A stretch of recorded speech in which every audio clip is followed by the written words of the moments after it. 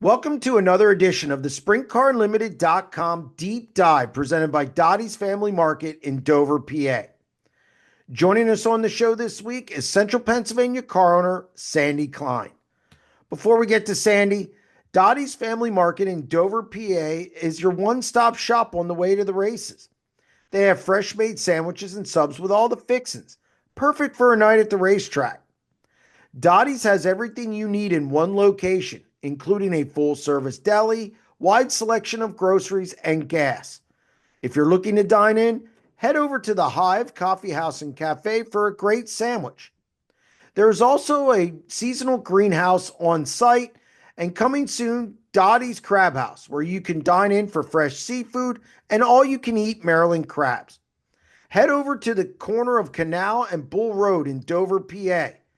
Dottie's Family Market has you covered. Now here's Sandy. Sandy, welcome to the deep dive. This is a couple of first female to be on it, and this is the first one I'm doing in person. Obviously, we had some internet issues, but here we are, and I appreciate you giving us some of your time. Well, I appreciate having you, and I also appreciate your deep dive.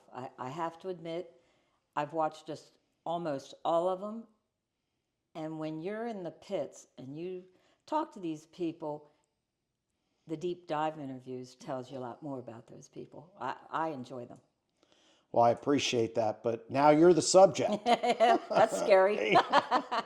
And I already learned some things just coming in here. I'm at your house, obviously, and the painting behind you is something you did. Yeah, I'm an artist by trade. Yeah, and we'll get to that. But you told me that you've been involved and around racing since you were 5 years old.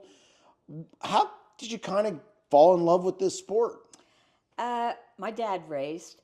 Now, back in the day, now the old timers will remember this, Gold Mine, Blue Mountain Raceway, yes. He drove at the Grove, Susky, and Port. He made a car for Port Morrison way back at Port. And my dad didn't think much of him as a driver, but he made him a car anyway. But that's all we ever did. Growing up, Friday night we'd go to the Grove, Saturday we would go to Silver Springs, and Sunday, if there was a race, we'd go to Susky. So that's all I've ever known. My brother was involved in racing. Now, my sister was the only one in the family that didn't really, she could have cared less. But we all had racing interest. And I would have to say, when I was around 14, all I wanted to own my own race car team. Clear back then. That's all I dreamed about. So, that's how it started for me.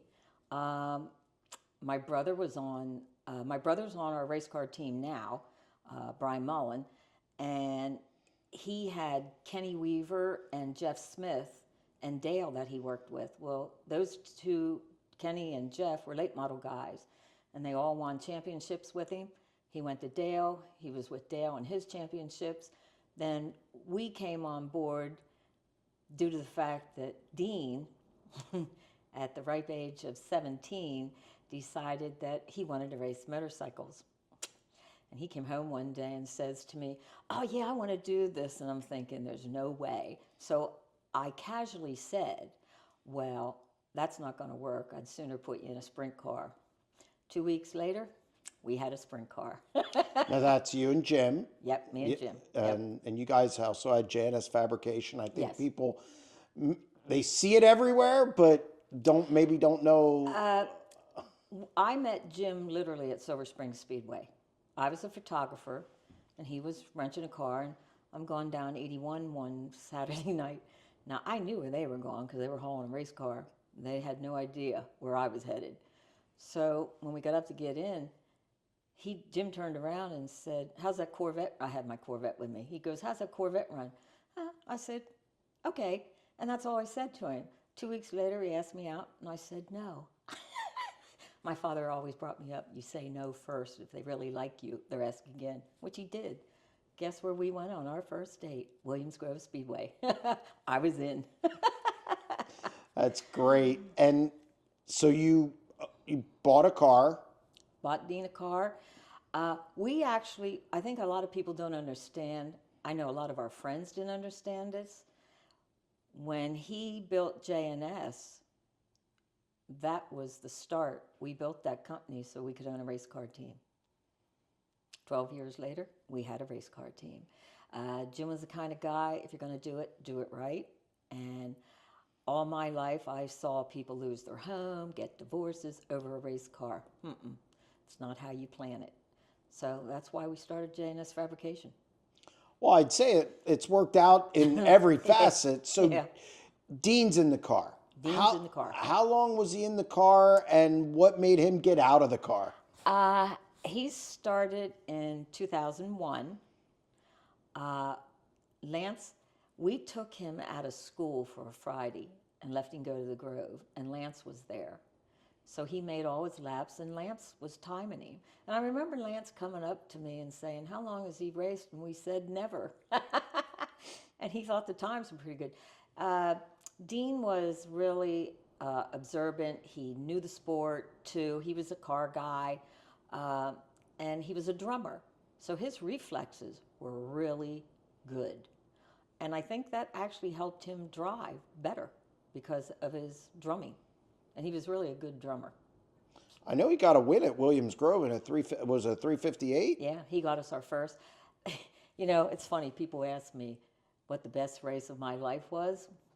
As a mother, that takes precedence over everything for me. That will always be the main race.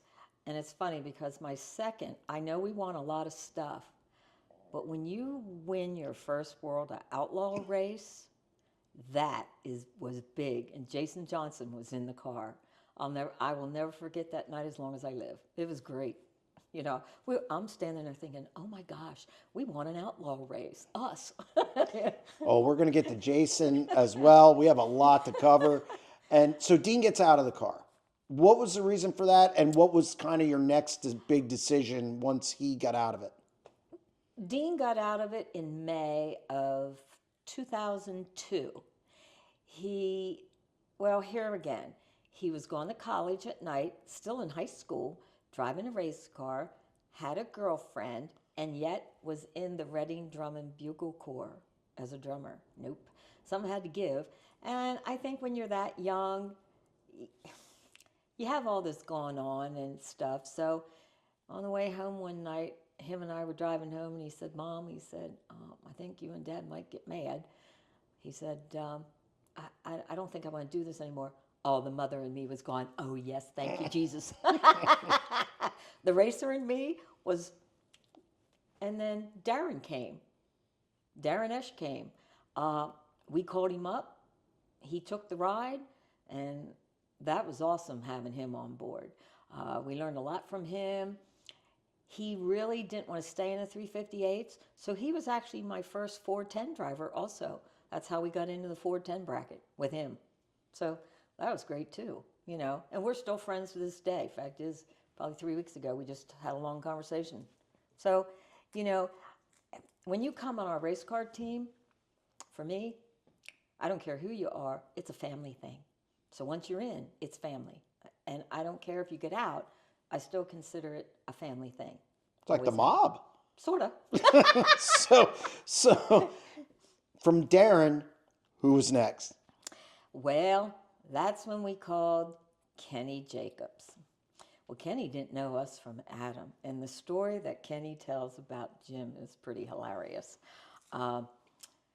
He didn't know who we were. He knew the car. He knew, and he asked around, obviously, to see what kind of equipment we had and blah, blah, blah. So BAPS was, it was Susky then, but they were running on Thursday. Well, Kenny lives in Ohio, and we're down here, and he said, well, Jim, I'd like to take the ride. He said, but man, I can't race Thursday. And Jim says, well, we're not.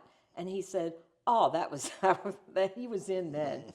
So he came, and he'd stay at the house. Him and Kim would come for the weekend and stay in the house, and, you know, it was great. But at the end of the year, and I didn't blame him, neither did Jim, that's a lot to come in every weekend from Ohio. Long drive home, too. And he had a job, and he had responsibilities. So it was tough for him. We had a lot of fun. Every driver we really had, we had a lot of good times with, though, and that comes along with the ride. You know, everybody is. I just we just figured that if you're in the car, here again, you're part of everything we're doing. That's how we look at. That's how we've always looked at it. And then after Kenny, then it was Jason, and I called Steve Kinzer. Is this how? Yeah, I was going to say, how did this come about to end up with Jason Johnson? Well, that was the thing. The name got thrown, and we didn't know much about Jason. I knew the name, but we didn't know much about him. So I called Kinzer. I said, Steve, I said, I know that Jason was with you for a while. You got to tell us, do you think we should bring him on board, you know? So he gave me the input, and I relayed it back to Jim, and we figured, why not? So he came, him and Bobby came, and we had more fun with them. And now we only promised him for a year, okay? So he kind of got mad at us at the end of the year when we said that Fred was going to come on board. But I told him, I said, honey, I said, we only promised you for a year, you know. But then you know how racing goes, you know, you get mad, but hey, everybody's glad again. And finally, then we hired Fred. And oh boy, when Jim and Fred would get together and go out of town, fun. Well, I do want to ask you about Jason, that first Outlaws win. Oh my God, it was phenomenal. What was that night like? And you're probably on cloud nine. Knowing you like I do, you're probably on cloud nine for about 3 weeks. Actually, you know, it's funny.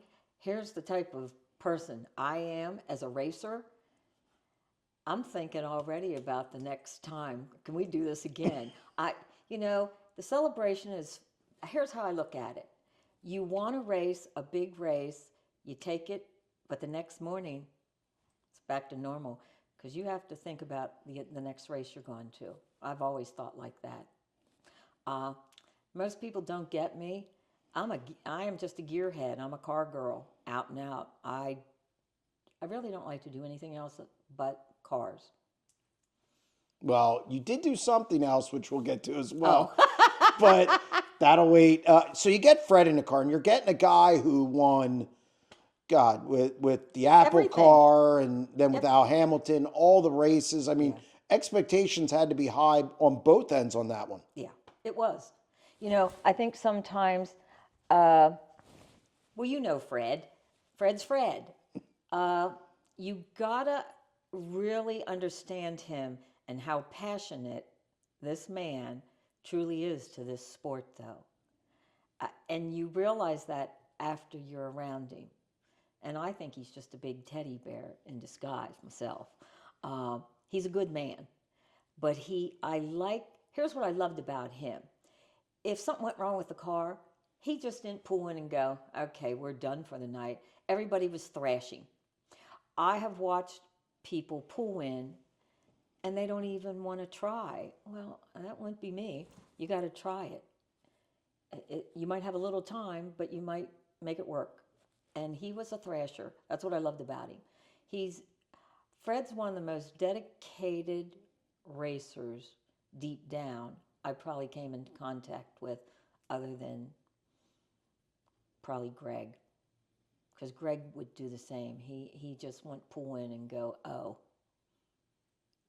So I've seen that happen. And then at the end of the year, we knew a couple things that some people didn't. So I had tried to get Greg when I had Kenny, after Kenny got out of the ride. And here's the kind of guy, which is one thing you have to respect about Greg. He said, Sandy, I can't. I'm committed. That's the kind of guy I want in that race car. I knew he was intelligent. He had everything I wanted. So when this went down, I said to Jim, call him. You know, I mean, I wasn't waiting 2 seconds. I was calling. So I did leave him a message, and I think it was 2 days later he called Jim, and then they talked. But here's the best part about me and Greg. I'll never forget this. Greg didn't really, you know, he didn't know me. So I go over to the race car shop that morning, and he's asking me these questions, and he asked me about somebody. Oh, I'm pretty blunt if you ask me. So I said what I said. And he looks at me and goes, well, tell me how you really feel. I said, well, I just did. He goes, no shit. Yeah. So he understood me right away, and I understood him. 4 years later, we had a great run with him, super run with him. So, but Jim had J&S. He had another business. Jim was a 7-day workman. That's how it went. We didn't do very much except race and work. So he needed to have some space to get his companies. And when you're racing like we were, it was hard. Because a lot of times he'd say, this is up to you, so you have to do blah, blah, blah. Well, I was okay with that, you know. And then we just decided to get out. Well, before you got out there, you won the National Open with Greg. Yeah. Which... That was awesome. Yeah. Oh, and Fred gave us a Knoxville win. Gave you a Knoxville win. And correct. I wasn't there.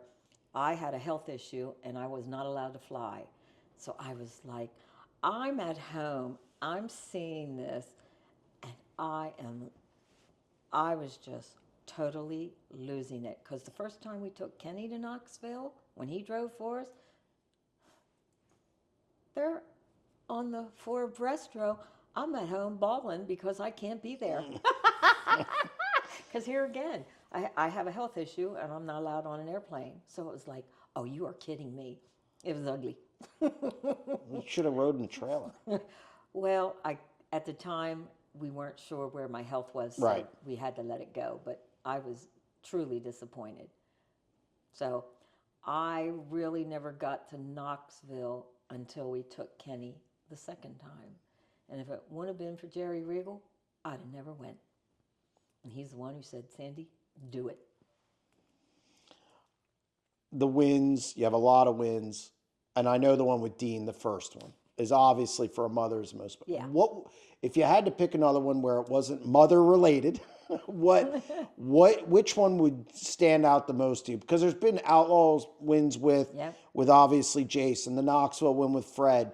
You had the National Open with Greg, a guy you tried to get in the car multiple times. Right. I mean, there's a lot of big ones. Well, and there were a lot of big ones. And really, it's so difficult to say which one is like, everybody would assume that it would be the National Open.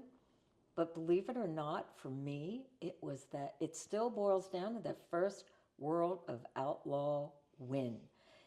There's something to be said when you're a PA posse member and you're going up against them and you win. It's because then we started winning and here again, we won a lot of stuff with Greg, and I'm not knocking the National Open because that is big. So was the Knoxville race that Fred won. So those 3 races are my truly standout moments in our deal. And the only other one that stands out for me that meant a lot to me was the Mitch Smith Memorial Race. Because I knew Mitch. I played in his garage. Because him and my dad in 1962 and 1963 won the 26-hour marathon together in number 22. And that's how that 22 number has always stood, because that was my dad's race car number. I was going to ask you, why 22? Why? I mean, I get the yellow because of J&S Fabrication, Yeah. but I always, you answered something without me asking. Yeah, So that's how that came about. That car was, I think it was a Mercury. It was white. I have a painting of it on the wall that I did. And it was just, it was a great number. And here's the funny part about that number. It's amazing how that number has shown up in our lives without us even realizing it. It was Dean's baseball number. I took Jim to the Poconos for one of them NASCAR rides. What do they bring out? Car number 22. It's amazing how that number would pop up in our lives. So to me, that's our lucky number. I can't argue with the success of it. So your health, hit on it a little. You say what you want. It was pretty known in central Yeah. Pennsylvania. You were dealing with cancer. Well, actually, no. I have a brain tumor. Oh, okay. Yeah. Well, And we don't know what it is because you cannot, I still have it. You can't go in and get it out. So I rely on medication, and if I didn't take it for 2 weeks, I'd probably be dead. and I know because a very good friend of ours, Jerry Regal, Yep. he was my mentor. He's a really good friend to you. He had stomach Yeah. cancer. So I know you guys kind of Oh yeah, we so- bonded big time. bonded, over that. And he's not here anymore. Nope. I miss him all the time. But you've been able to keep chugging along here. Well, here's probably why. This is something probably a lot of people don't know about me. I won't get into how it happened, but I'm burnt really bad. I have third and fourth degree burns from my knees clear up to about here. And most people do not know that. But once you get burnt, I think you can go through anything in life. That's my theory. I'm not going to argue that theory really. because I know some people who've been burned, and it is the It's ugly. Yeah, it's the worst thing you can Yeah. go through. Did that kind of change your perspective on things going through Yeah. all the health stuff, and still even today? And I'll tell you what it should do to people. Some people don't learn this lesson. I learned it very young. I don't care what you have. I don't care how much money you have. I don't care about any of it. Because at the end of the day, you are not taking it with you, people. I used to tell people, you're the keeper of stuff. So when you go, someone else is going to keep that stuff. So you don't really own it. You're just the keeper of it. That's the bottom line. And I always live by a rule that you don't get what you're not supposed to handle. That's how I look at my life anyway. And I'm not a negative girl. You have to be positive. If you're not positive, don't get up in the morning then, because negativity gets me nowhere. And I don't have friends who are negative. It just doesn't fit in. So you guys get out of racing, or get out of the ownership of a team. Yep. But you're everywhere. I mean, J&S Fabrication's on cars. It's sponsoring awards and whatever it is. You guys didn't go away. You just didn't own a car. The first few times you went out to the track and you didn't have a car, was that difficult? Jim, it was probably more difficult for me when we got out of it. Oh, it took me at least 2.5 years to get over all of it. I was not a happy woman at all, because that's all I've ever done, and that's all I like to do. But he didn't want to go to the race then, and I was. So one day I said, well, I'm going without you. So I did. I went to the Grove without him. And then on the third take, this is how we got to Anthony, though. Now, Nick and Jim were friends. Anthony Macri. Yep. So Anthony's dad, did business with Jim, and, he was on our car. Nick was on our car. So Jim and I talked, and he says, I think we're going to start helping Anthony. Oh, boy. I was like, oh, yeah. So now we're back in. And we're back in a way that it was maybe more fun to come to the race, because when you own it, it's a little more stressed out for you, because, you're thinking 30 million things. Well, all we had to do is give him money. Works for us. And you're still with them. Yeah. Yep. Nick's an interesting guy, and so you can. He's a good man. He is the most loyal. He's one of the most loyal people that I've seen in the pit area. He is. What people don't understand about Nick, he's quiet. What people really don't know about him is he does a lot of things and never says one thing about it. That's what I love about him. He's good at that. And here again, you don't always have to say, hey, you did this, you did that. You just do it. That's how, and he's that way. But he's done a lot of good for the sport for a lot of people. I think Nick Macri probably is the exact opposite and doesn't want anybody to know No, he anything he doesn't. does. But that's what I like about him. Personally, I like that in a human being. Um, if you do something, you don't always have to be thanked or recognized or so on and so forth. Uh, doesn't it doesn't to me? It's just I like the way he does stuff. I'll put it that way, and he's good at it. And you guys have remained with Yep. them, and Well, it's I've known Anthony ever since he's been knee-high to a grasshopper. So I used to tease him. That kid would get 20 shades of red when I'd come up at Lincoln and sit beside him. I always put my arm around him and say, "How's my boyfriend?" Oh my God, we used to laugh. And I have pictures over in the shop of me and him. It's just, this picture is priceless when he was young. So yeah, it's, and here's something else about racing. I grew up literally at Silver Springs and Williams Grove. So I've known the Kreitzers forever and a day. And here again, that's like part of your family too. When you go to the races, after Jim passed away, the first race I went to was horrible for me, literally. I sat in Port Royals and just said, I can't do this, man. I stuck it out the whole night though, because my person, he wasn't there. When he did go to Porto, him and Nate would go off and be wander and have a few brews. And then I won't see him till the end of the night. It's racing. And that's some of the stuff I miss about Silver Springs.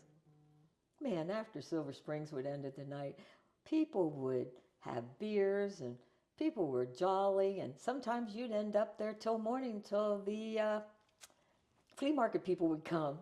Oh, I remember some of those nights with, well, it was just late because they got 550 cars and Silver Springs would be done at 1 o'clock and the flea market people are already lining up and then the teams in the pit area get the grill out and whatever. But compare winning a race as an owner and now sponsoring it? Because I know when Anthony started winning at a high rate, I know it was a big deal for you guys because you did know them. Compare the two. When you own it, it is a whole different ball game when you own that vehicle, and you know the whole crew, the driver. It changes everything. As a sponsor, it's probably more relaxed. Probably it's intense for me to think about Anthony when he's out there. I mean, the kid has scared me half to death a couple times, and I'm like, oh my God. But you're used to it. I mean, I'm used to it. But I love to have him win because I care about that kid. And that is why, literally, Doug Hammaker is in that 22 of mine. I've known him since he was a baby. Family.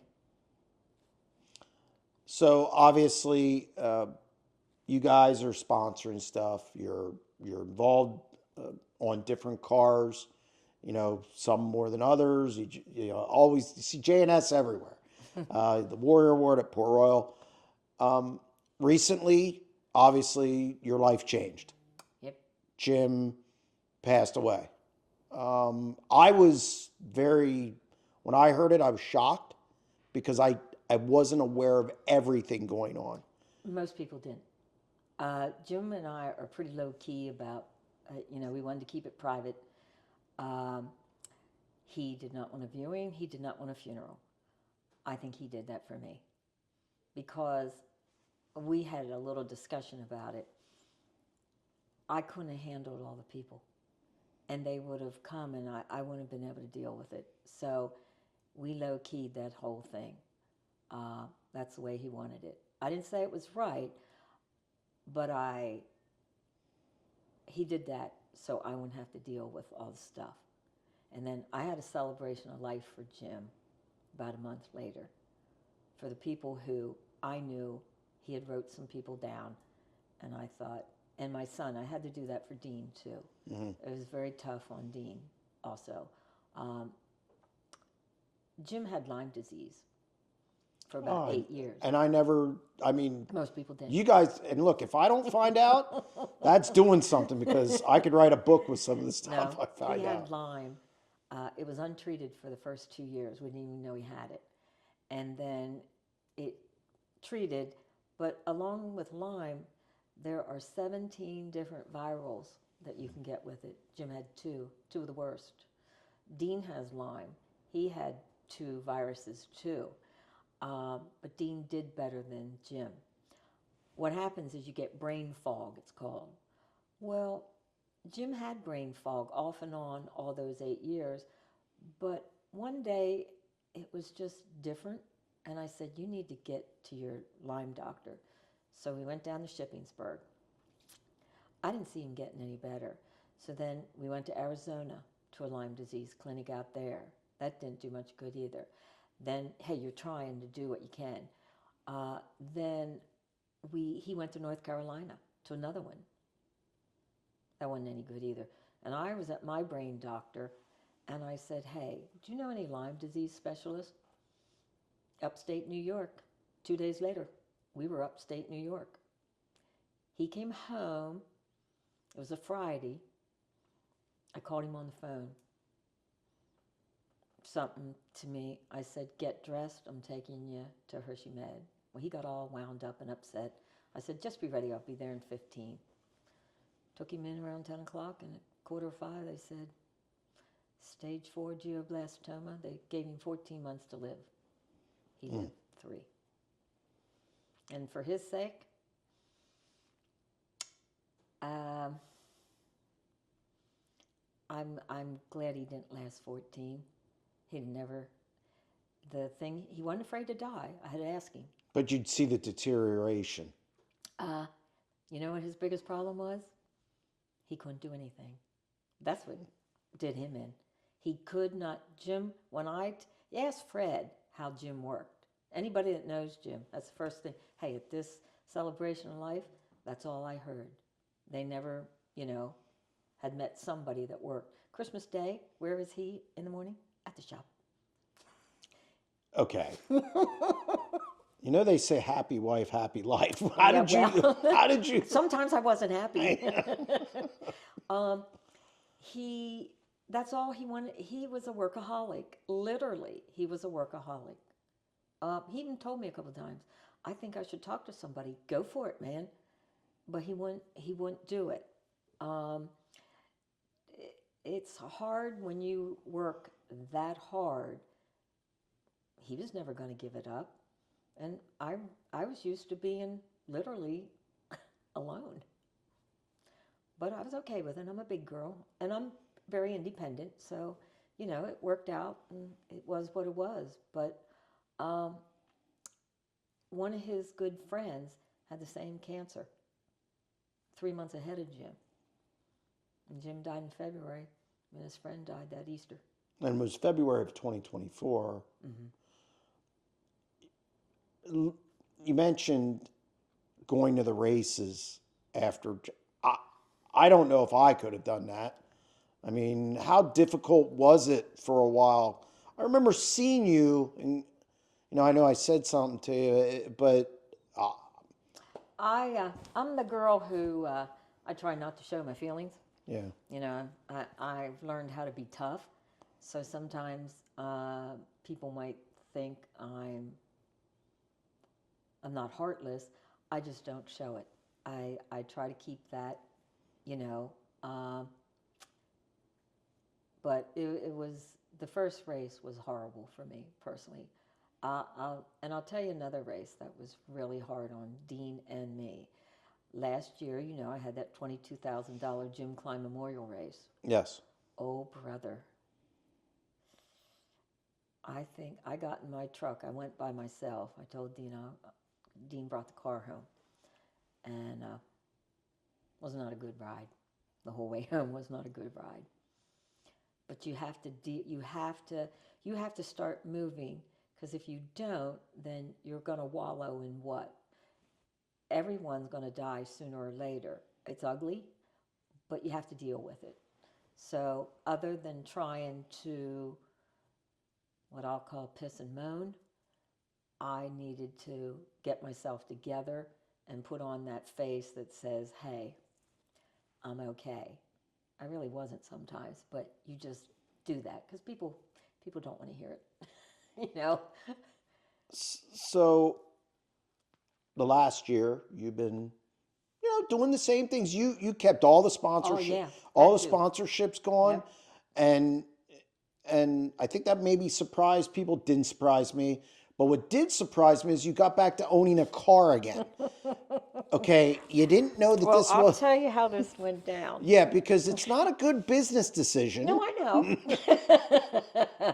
But you have to understand something. I've wanted this since I was 14 years old. Here's a story. Jim said to me one day, you'd really love to own a car of your own, wouldn't you? I said, yeah. I said, I'd like to beat your butt. I'm very competitive, and so was he. But he understood that because, when the Outlaws come here, Philip and Carson come to the shop, and they are at our shop. Oh, Philip Dietz and Carson Macedo, Yeah, yes. okay. Because Philip was on the car when Jason drove for us, so we all remained friends. So I said to him one day, this was a mistake I made. I said, what's it cost to get on that car? So he tells me, and I'm thinking, wow, I want my own car. That's the first thing I thought of when he said, I thought, I want my own car then. So I had talked to Doug at the National Open in the infield. And he asked me, he said if I could maybe help him. Well, of course I was going to help him, you know. Well, 3 days later, I called him and I said, Doug, you be my driver. I said, I'll be your owner. And he goes, really? I said, yeah. You in? He said, yep. That was at maybe 3:30. By 5 o'clock, I had 2 motors ordered and 3 cars ordered. And I was on my way. Okay, and you're how old at this point? Oh, do you really want to know that? I do want to know because I know what your age is, and you look damn good for your age. Well, I think the secret there was my mom and dad were young looking, so they had good genes. They passed it on, thank God. And you can't think old. I still think I'm 35. Okay, so the body isn't, but I think in my head I'm 35. I'm 70.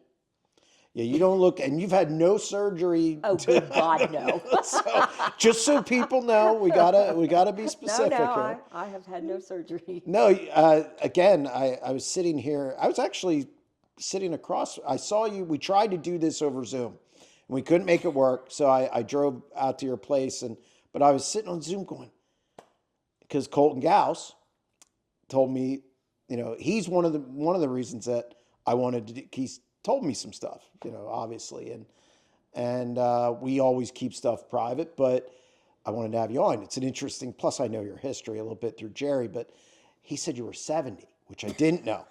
So I was sitting at the Zoom, I said, she's 70? You look better than I do, and I'm 53. Well, I think you have to think young. I think the problem I see people at my age get into, they just want to hang out and sit around. I am not ready to hang out or sit around. So the race car is really good therapy for me too, and it keeps me in that racing family because literally that racing family saved me this past year. Everybody did. So, you just, that's what it is to me. Racing's family, all of it. Well, you're only what 8 races, not 8 races into your second stint. You own this thing. Compare now to before. Even though it's early, I get that it's early, but do you notice anything different about it? Um, do you mean as far as, Anything? okay, yeah, I do. Okay, when we owned a car for 10 years, now I look at things a little differently because I've aged, things have changed.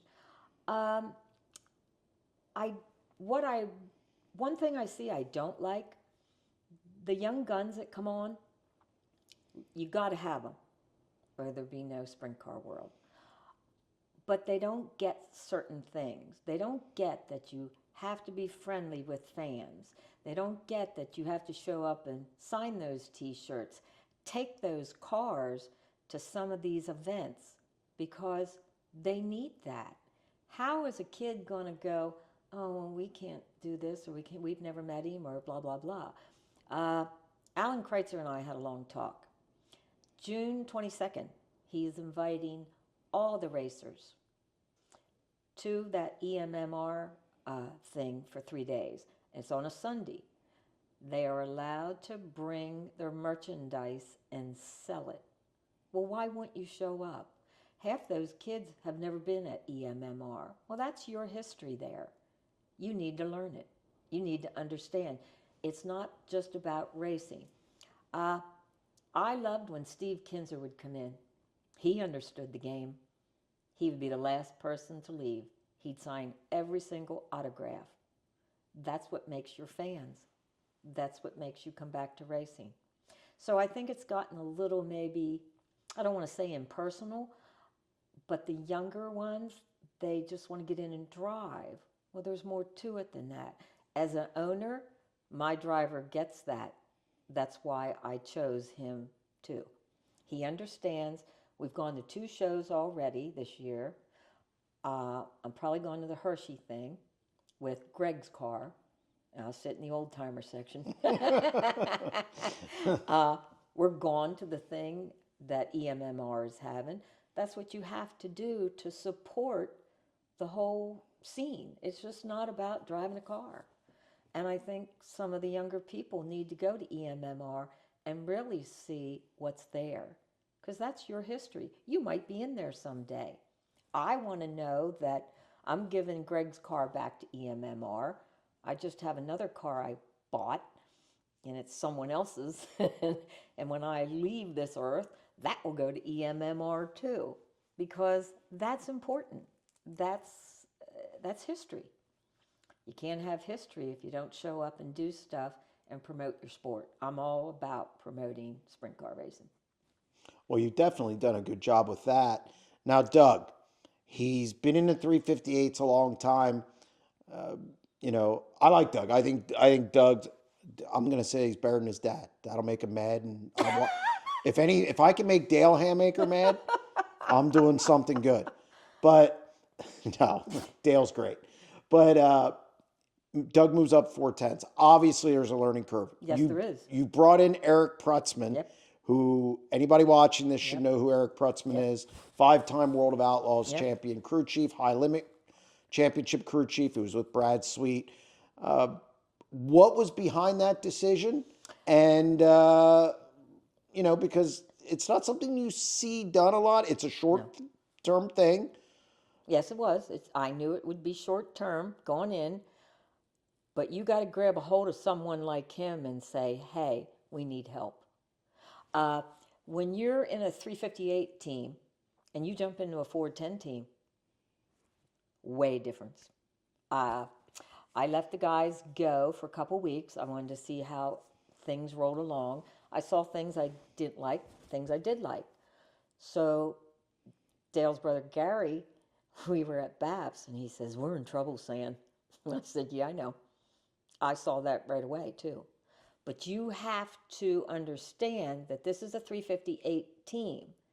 They're not used to. Now, 2 of the crew, my brother and Johnny Simmons, they were on Halligan's team. So they were exposed to a 410. But the learning curve there is going to take all year. I'm the kind of woman, I want to see where we are 2 months from now. Then after that, I want to see 2 more months from now. And we will get there.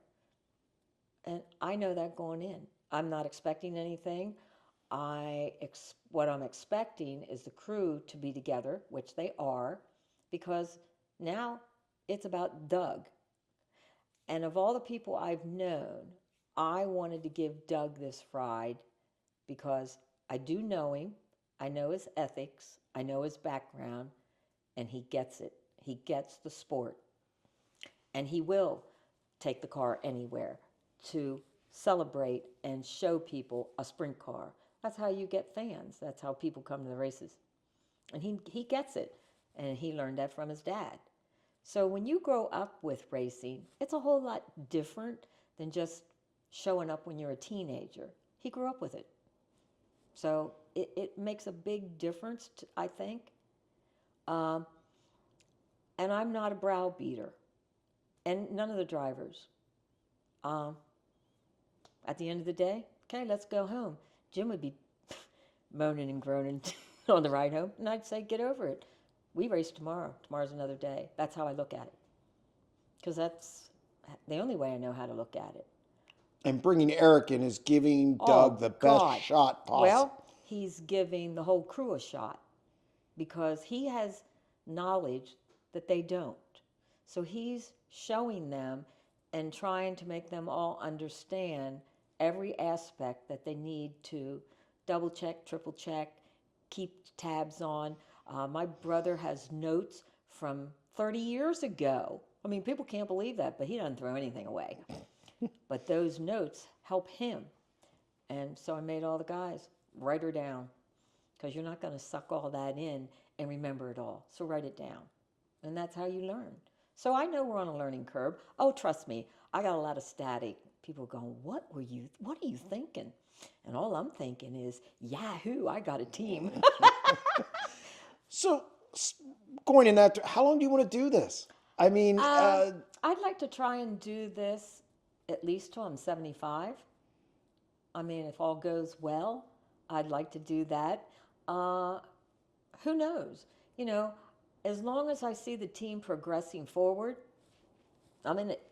I mean, that's how I look at it. I'm in it. Because, here again, what do I do when I give it up? That'd be ugly. Well, you did for a while, and, Yeah. and I waited to the end for this because you got into horses. Oh my God. Yeah, when the race team went, and I remember talking to you a few times about these horses. I've heard you complain about the horses, but you love how they love the horses themselves. But it's what made you get into horses, and what did you do? Was it show horses? They weren't racing horses. Oh yes, they were race horses. No. Oh yay. You went full tilt. Well, this is what happened. We had a horse with a friend of mine, Kathy and Bob. They had a horse, and they said, you want to go in on it? Oh yeah, okay. We weren't racing. Jim said, well, let's try it. And I'm thinking, oh my God, biggest mistake you're going to make. I knew about horses. He really didn't. So, okay, well, we bought a horse farm. And beautiful. Place was magnificent. It was 165 acres. And we bought all kind of horses, like 17. You had 17 horses? Yeah, at one time. Well, you needed to do something when you didn't have the sprint car. Well, that was the other thing. So instead of 4 wheels, we had 4 legs. It was like, but it was 20 times worse than owning a race car. You have vet bills, you have people stealing, lying, cheating. We didn't belong in that sport. And finally, I said to Jim one day, I'm done. This got to go. I mean, we weren't, people would, I went through 11 people the first year, harring and farring, because this is an animal. You treat it the right way. Well, one day I walked in the barn one day and some guy took his fist and hit my horse, and I said, get out. I'm not playing the game.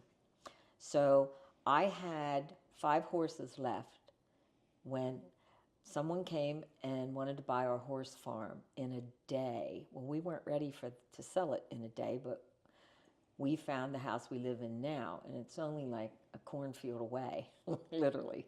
So we moved, but I had all my horses adopted into private people's lives because I was never going to let them return to racing. They'd be dead by now. And I'm too much of an animal lover. I hated the whole thing. I did not like it. I remember the first time I had to put a horse down at the racetrack. Jim was home. And as an owner, one of us have to be there in case something happens, and they had to come up and, I didn't like that at all. And Jim knew it. That's not who I am. I'm a wildlife human being. So, and I spoiled my horses. I'd buy them 20 pounds of peppermint candy a week, and I'd cut up 50 pounds of carrots a week and hand feed them carrots twice a day. And oh, I love my horses. They were my pets. That's an expensive pet. Yeah, they were. It's a lot more than a I dog. mean, we had wins, but it wasn't the same. It wasn't a business we belonged in. And Jim finally learned that we didn't belong in it. So we had all the horses. One became a barrel racer.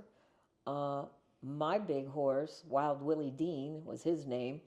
And he's in Altoona living a happy life. And that's what you want for these horses. So we did the right thing, finally getting out and having them all adopted out. And we had to pay to get them adopted out. I told him, you got us into this, you're paying. You're paying to get us out. That's right.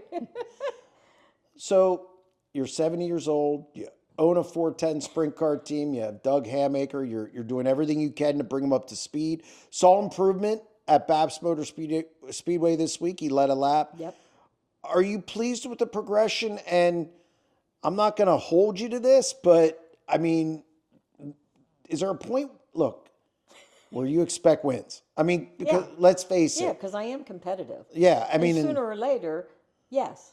And the whole Doug wants to win, the whole crew wants to win. When it happens, I don't know. Would I love to win my first race as an owner, especially as a woman? Oh, bet ya. I mean, I can't imagine it, to be honest with you. It was one thing way back in the day when it was Jim and Sandy Kline, but now it's just me. So I've had to make a couple decisions I'm sure that some of the boys didn't like, but I run a pretty tight ship. So there were things that, but you learn all this as you go along, and your team learns you. Yeah, they all know me. But now I'm a car owner. A little different now. It's a business. I don't care how you look at it. Yeah, we have fun, and I have a fun crew. I mean, they can make me laugh at any point. The Hamakers? Yeah. Oh, yeah, and my brother's hilarious, and Johnny. I mean, everybody gels. That's the beautiful part about it. And having Eric come on board, well, he was like, to me, great, because he's relaxed, he's easy to talk to, I think he gets me. He got the whole crew. So I have been elated that he came on board. Because when I called him, I said, I know you don't know me. I said, and I'm just a little sprint car team. I said, but I sure could use your help. And that's what he wanted to do at this point. Well, here, I know who his father is because he raced at Silver Springs. Well, Dale and Gary know it, his dad. And they knew him. My brother had met Eric before. So I think that connection was there. So it was good. And I hate to see him leave. But he's gonna. Yeah, he's going to. You never know where he's going to end up. I know he wants to get into the consulting game. Yeah, well, that's why I came on board, too. And that's how we looked at him. But the knowledge that man has, to me, it's sweet that he came on board for 2 weeks. I'd have loved to have him for a month, but, it is what it is. I'll take 2 weeks of knowledge, and I just want all my guys to learn as much as they can off of him, and we'll go from there. When you look back at everything that you've gone through, everything in racing, what's the emotion that I mean, you've done a lot and you and Jim were kind of, like, it wasn't just him. You guys were equals, and maybe even a little slanted towards you when it came to the ownership of these race teams, sponsorships, all the stuff over the years. When you look back over, I mean, it's a full life. It is. And it's a life that, of all the things I've ever wanted to do in my life, to actually own a sprint car team and the caliber that we had, I feel very fortunate. We had a lot of luck. Because sprint car racing still is a lot of luck, people. You can't win every night. You're not going to.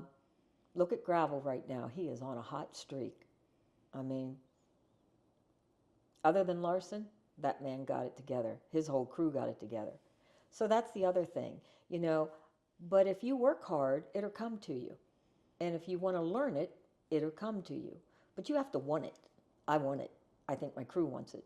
So I'm just going to, I'm just going to take this year and see what happens. Hopefully, I'd love to get a win. And if it doesn't happen, next year it will, for sure. And that's how you got to think. Well, Sandy, it was a pleasure having you on the deep dive. I'm glad I was able to get out here, and we were able to make this happen. You're definitely interesting. So, I've been called stuff. well, we won't go into the stuff, but again, I really appreciate you taking time out of your day to do this. I appreciate you asking me. No problem. And again, thank you very much. You're welcome. That's going to wrap up another edition of the SprintCarUnlimited.com Deep Dive presented by Dottie's Family Market in Dover, PA. Thank you very much to Sandy Kline for joining us on the show. A lot of good stuff there. If you like the content on our YouTube channel, don't forget to hit that subscribe button. You can also check out our daily exclusive content at SprintCarUnlimited.com. We'll be back next week with another edition of the Deep Dive.